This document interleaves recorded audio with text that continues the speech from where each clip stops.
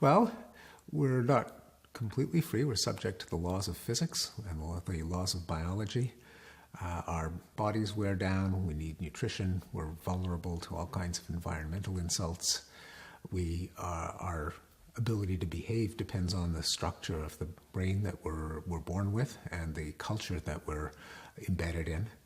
On the other hand, we're free, certainly free in the sense that one couldn't predict anyone's behavior down to the last choice, even knowing everything about his parentage and culture and individual history. And there's an enormous scope for the brain to craft new forms of behavior in response to the person's particular situation and perhaps in response to random factors that we don't understand.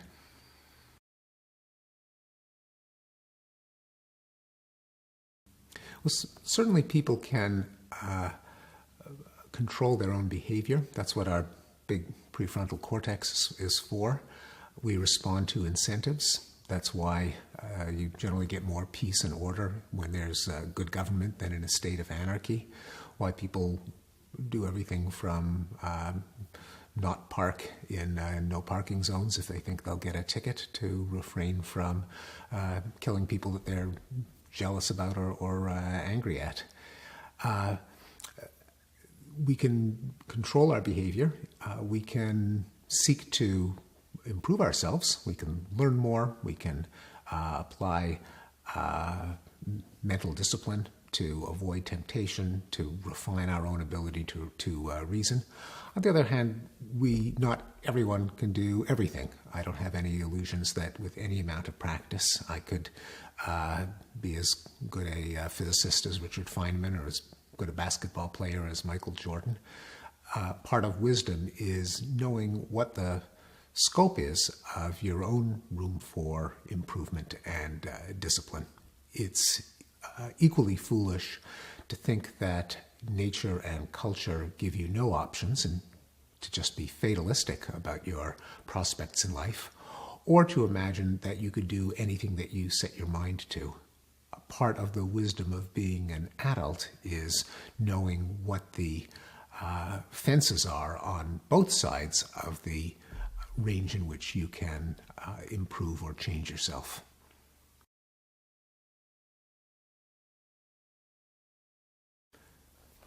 I think mature people recognize that they have a certain temperament and a certain cognitive style. Some people are more lighthearted, others are more morose. Some people are apt to be conservative in their outlook, others looser. I think part of being a wise and mature individual is to recognize your own quirks and traits, to discount them when you're trying to arrive at an objective appraisal of events. Realize, well, I would think that, given that I'm by temperament conservative or by temperament an anarchist, and try to see reality objectively, subtracting out your own biases. When it comes to choices of how to live your life, then there are many areas in which you want to indulge your own temperament. You don't want to continually put yourself in situations that will just make you grumpy or anxious if there's no ulterior benefit to forcing yourself to do what you aren't otherwise inclined to do.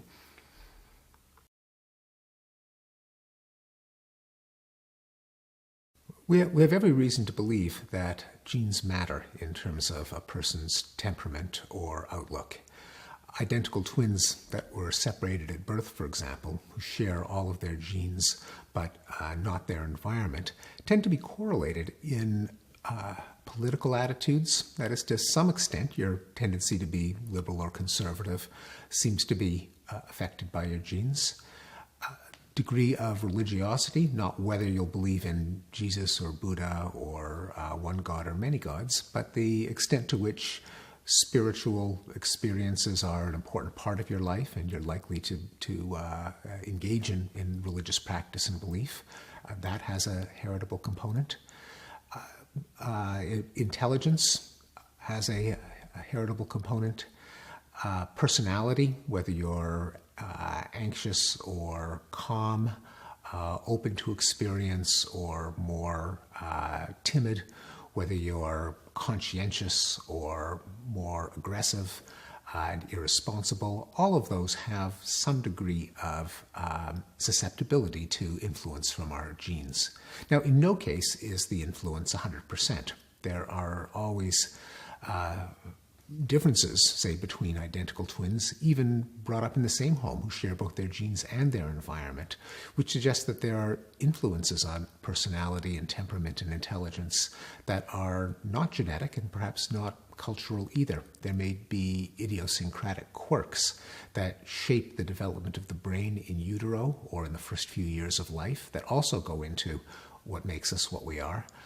But certainly the effect of the genes cannot be negated. By now we have many sources of evidence from studies of twins, from studies of adoptees, that show that genes probabilistically matter.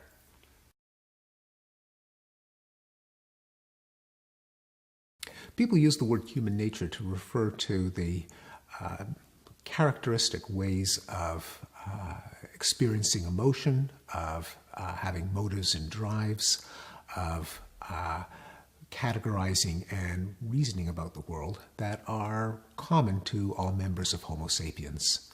The fact that humans speak, the fact that we remember, often not very accurately, that we judge probabilities, also with systematic biases, that we fall in love, that we experience fear, and indeed fear of particular kinds of objects and experiences like heights, predatory animals, darkness, venomous snakes and spiders, social scrutiny. We get angry when we feel that someone else hasn't taken our welfare into account. We trust people. We feel grateful when they do us favors. We feel angry when favors are withheld from us. We feel sympathy to people in need. We categorize and label our experiences. We think that living things have an internal essence that gives them their form. We think that other people have minds that govern their behavior and their thoughts and feelings. We think that physical objects continue to exist when you don't look at them. Those are just some of the many psychological traits that collectively make up human nature.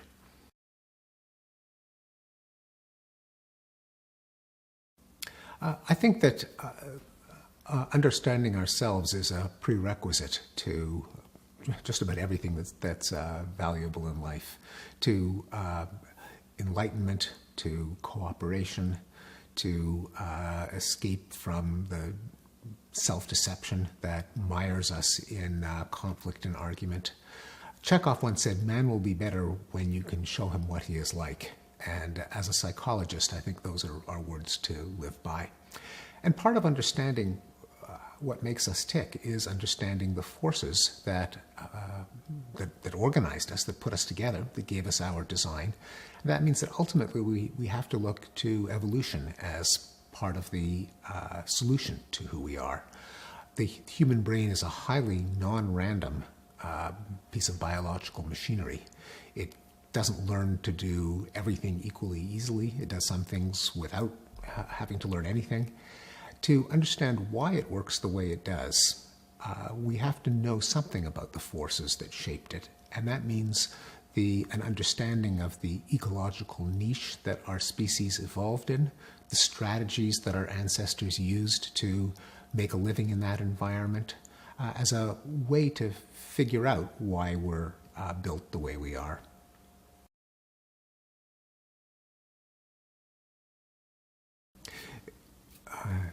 Educating someone enhances the cognitive tools that you need to determine what is true or false or sound or unsound. It consists of facts about how the world works and what happened in human history that are generally agreed upon. More importantly, it includes ability to think critically, to examine arguments, to recognize fallacies in reasoning, including the kind of fallacies that the human brain makes us vulnerable to make finer distinctions, to sharpen analyses. All of these are very different from indoctrination, where it's a matter of enforcing particular beliefs or ideologies on people as opposed to allowing them to test and verify them for themselves. Even when it comes to facts, scientific or historical facts, what an education should equip you to do is to understand how those facts could have been, were discovered, what could lead them to be falsified, and the ability to satisfy yourself that they really are facts as opposed to taking them on authority. In the case of science, it means understanding the experiments that led to a particular conclusion or field observations. In the case of mathematics, it's being able to retrace the proofs. In the case of history, it's being able to evaluate the physical and documentary evidence that led historians to come to some conclusion. Now, no one has enough time to track down every justification for every fact. If historians tell me that the Normans invaded England in 1066, I'm pretty much going to take their word for it. If scientists tell me that fossils are 550 million years old, I probably won't learn everything that I would really need to know in stratigraphy and dating and geology and so on to verify it for myself. But if I ever wanted to, I could. I would know what kinds of chains of reasoning led scientists or historians to their conclusion. And if I was skeptical about any one of them, I could check for myself. I believe that most historians and scientists and other scholars have established enough of a track record so that even for those claims that I don't bother to go out and check, I trust them, and generally that trust is repaid in the areas where I am skeptical. But the point of education and the point of scholarship is that there's ultimately nothing that has to be taken on faith. Anything that you take tentatively as a belief is simply because of the trust earned by the scholarly establishment as a whole, but individually any fact can be questioned and its basis in evidence examined.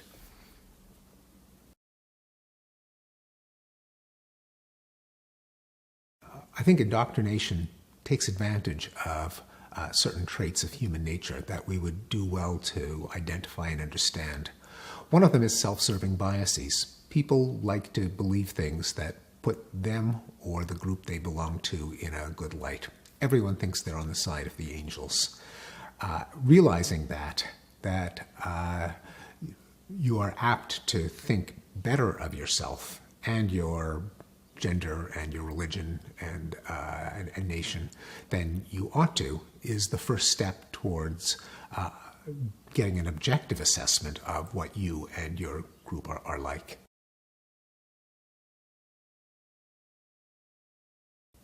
There's reason to think that our self-serving biases and our self-deception may not be a bug as far as evolution was concerned, but a feature, something that it might pay to have for certain purposes.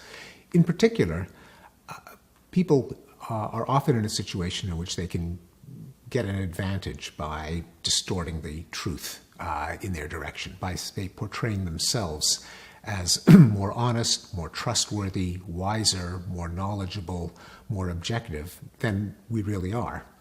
Now, that will only make other people skeptical of our claims to wisdom and generosity. And the question is, how do you persuade other skeptics that you are as wise and generous as you are selling yourself as?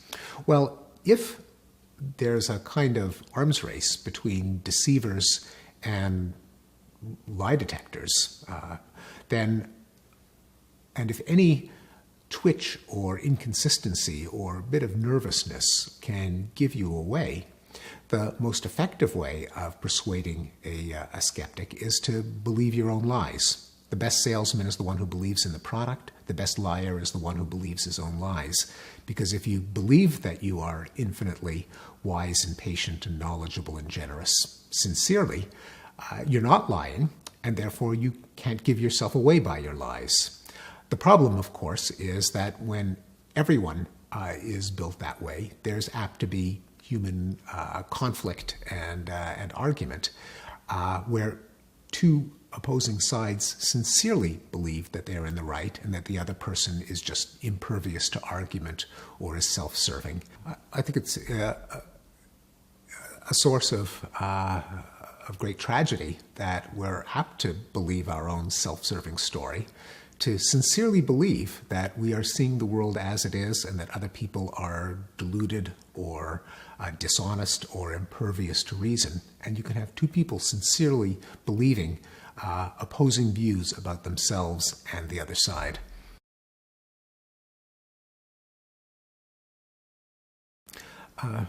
Evolution is descent with modification.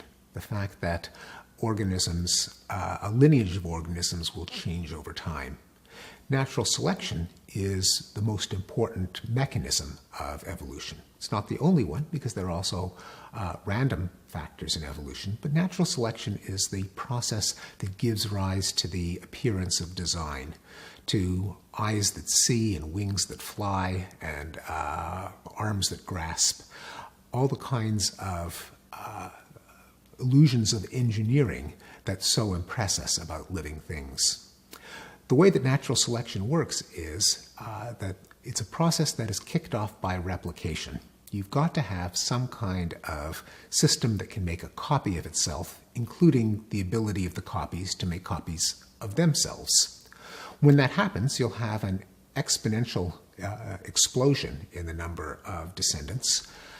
No finite environment can support an exponentially growing number of gadgets. They'll inevitably compete for the raw materials to build the copies and for the energy to power the replication. Since no copying process is perfect, copying errors will inevitably crop up. If any of those errors, by chance, increases the rate of replication, it will, over a very small number of generations, crowd out its competitors. As that process is iterated over many generations of copying and occasional errors, the population will come to be predominated by replicators that look as if they've been engineered toward efficient replication, but in fact have simply accumulated all of the copying errors that made them more effective replicators. That process, when we see it backwards, when we look through the wrong end of the telescope and look back from the present, gives rise to what we see today as design, but which in fact was just differential replication of replicants with copying errors.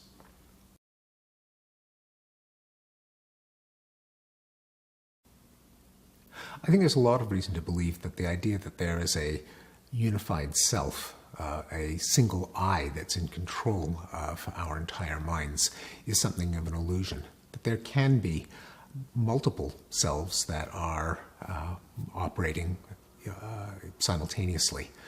There are some clever experiments that show that when people are distracted, they will often be more objective about their own generosity and ability than when they can set their mind to it, suggesting that that there is an unconscious thought process that has an accurate view of the self, but then there's a spin doctor or an advertising executive pushing that unconscious voice down so that its damaging insights don't leak out to the disadvantage of the entire person.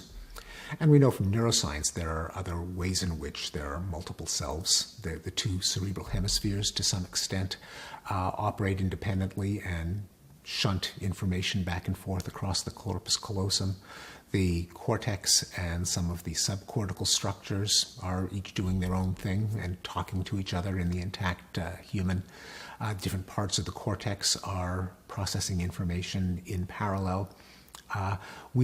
There are mechanisms that harmonize the different parts of the brain when we act. It's not as if the right leg wants to go in one direction and the left leg wants to go in another direction. Ultimately, they all have to be reconciled.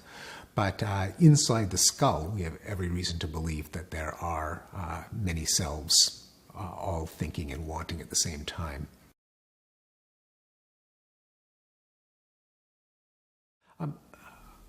I think any explanation of what makes us tick has to take place at several levels. We have to understand the flow of information in the mind, what representations of the visual world, of language, of emotions are active and how they exchange information.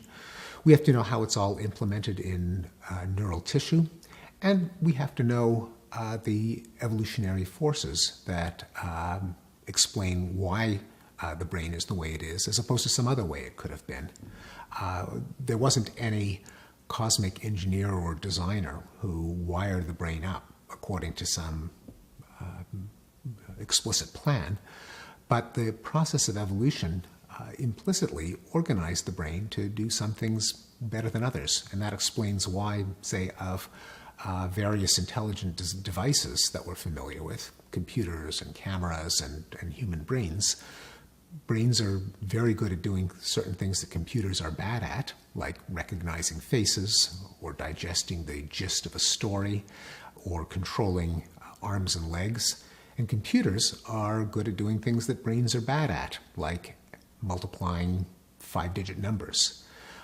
Evolution is the source of answers to the question of why the brain is good at some things and bad at other things. And I think the ultimate source of the answers to questions about why there are certain quirks, why there are certain biases, why there are certain desires that we have, desires for food and sex and safety and esteem and knowledge, that organize the brain to seek out certain goals and not others. Evolution is the ultimate source of those kinds of constraints on the operation of the brain.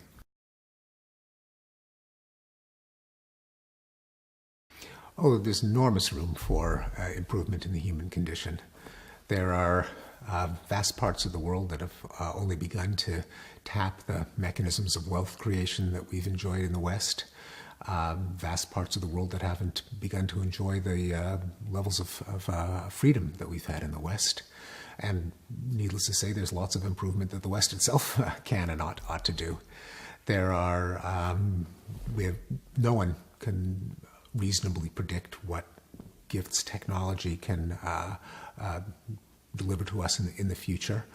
And we desperately need technological advances that will generate energy more cleanly, that will grow food more efficiently, that will lengthen human lifespans. Just as 100 years ago, no one could have predicted some of the huge advances in well-being that we've enjoyed, I don't think that we can predict the potential for what our children and grandchildren might enjoy. And of course, we have the challenge not just of trying to make life better, but to prevent it from getting a lot worse, which of course could happen if we don't deal with problems like global climate change, energy shortages, new pandemics, increases in population, decreases in available water, and many challenges that if we do nothing will make